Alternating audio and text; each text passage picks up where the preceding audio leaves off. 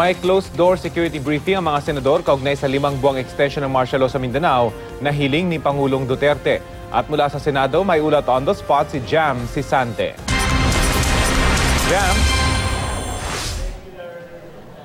Yes, Rafi, inaasahang uusisain ng mga senador ang security officials sa isinasagawa ngayong briefing kung bakit 5 buwan ang hinihingi ng ehekutibo na extension ng martial law sa Mindanao.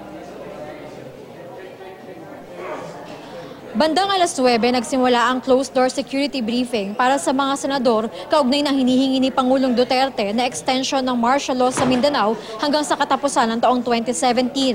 Narito sina National Security Advisor Hermogenes Esperon, Defense Secretary Delfin Lorenzana at AFP Chief General Eduardo Año. Sabi ni Deputy Minority Leader Bam Aquino, tatanungin nila ang security officials kung bakit 5 buwan ang hinihinging extension, ano ang plano para sa Marawi at Lanao del Sur at kung kontrolado ba ang banta o kumalat na ito sa ibang bahagi ng Mindanao.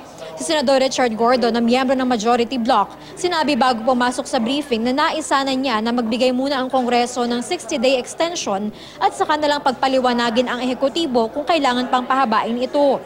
Pero handa raw siyang makinig sa paliwanag ng security officials sa briefing. Si Senador Mig Zubiri naman na tubong Mindanao, pabor sa pag-extend ng martial law sa Mindanao hanggang sa katapusan ng taon para rin daw maging maayos ang rehabilitasyon ng mga apektadong lugar. Sabi ni Esperon bago ang briefing, ayos lang sa kanya kung 60 days ang ibigay na extension pero mas mainam daw kung buong taon epektibo ang martial law sa Mindanao. Marami raw plano ang gobyerno para sa Mindanao, kasama ang pagpapatayo ng infrastruktura at pagsugpo sa problema sa droga doon at makakatulong daw ang martial law.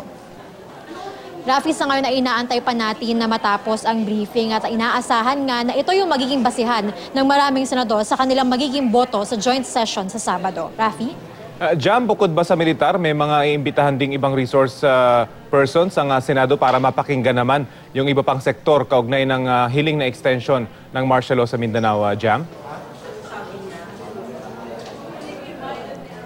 Rafi, mukhang ito lang talaga yung defense officials, yung martial law administrator, yung kasama dito sa security briefing at ito lang yung gagawin nila. Pero earlier, mga ilang araw ang nakakaraan, nakipagpulong na rin si PNP Chief Bato dun sa ilang miyembro ng Senado kasama si Senate President Coco Pimentel. At doon nga, pinaabot nga yung kanya ring rekomendasyon na dapat i-extend yung martial law sa Mindanao. Dahil para sa kanila, or sabi nila, yung sitwasyon daw doon ay hindi pa tapos yung rebellion at kailangan pa rin ng martial law para masugpo yung mga terorista. Rafi. So Jam, yung mga sektor na tutol sa martial law, for example, mga human rights groups at mga NGOs, hindi humiling or hindi hihingan ng Senado ng kanilang panig, Jam?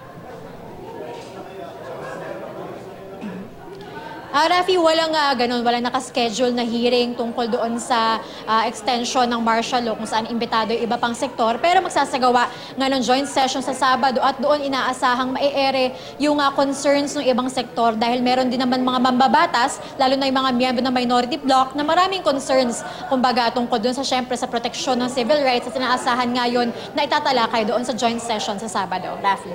Okay, maraming salamat, Jam Sisante.